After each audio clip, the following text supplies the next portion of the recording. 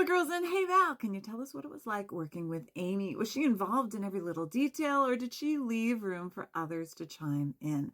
Hi, I'm Valerie. I worked on Gilmore Girls, and I share a lot of fun facts, so make sure to hit those buttons, and let's talk about Amy Sherman Palladino and what it was like working on set. The dialogue she created not only sounded like those characters, but in the voice of those actors. It is so hard to describe because I have read many, many scripts in the time that I have worked in this business, and Amy's scripts are the only one that I can hear the voices of the actors as those words are being spoken. Like, I know exactly how they're going to inflect it. It is that good. To achieve that, every single line needed to be word perfect.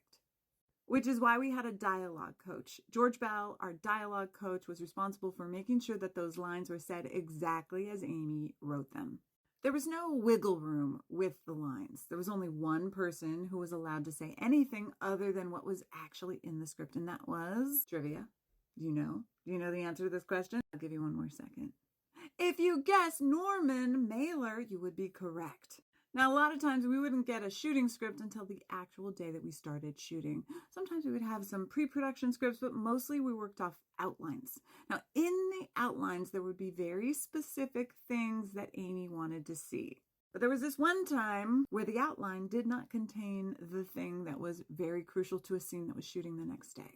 Can you guess what item that was? I told a story a long time ago about Jackson's pajamas. You can go ahead and search it. It's quite a fun story. If you can't find it, let me know. Now, as far as what was going on behind the scenes, Amy always had a vision, and Amy was always right.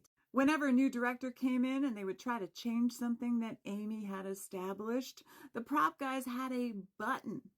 I wish I had a picture of it.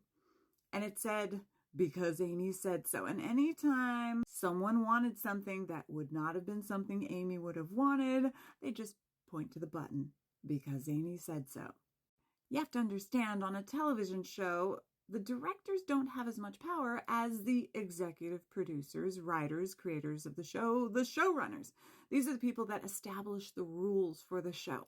So they kind of needed to do what everybody else was doing, because if they didn't, then there would be major continuity mistakes.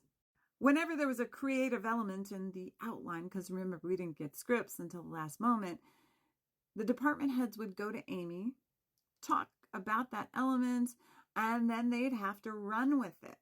Hopefully they understood her aesthetic, because sometimes Amy had a difficult time communicating what she had in her head.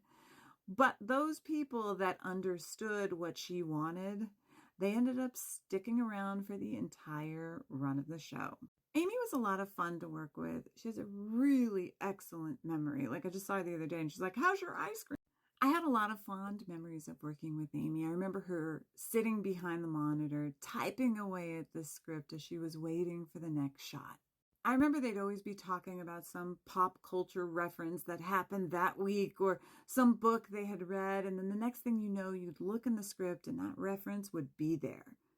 Like this one time, she was talking about Anne Heche's book, and then the next thing you know, Anne Heche reference was. Now, as far as letting other people chime in, I remember this one time we were sitting behind the monitor. We were out in Stars Hollow late at night as we were waiting for the next shot, and they were asking, like, who should we get? Hey, does anyone know any rock stars? This was right before they hired Sebastian Bach. Now, as far as directors, there was one director that pretty much could do whatever he wanted, because he was such an amazing creative force, and that was Kenny Ortega. As far as crew goes, once she knew that you knew what she wanted, she pretty much allowed you to do your job.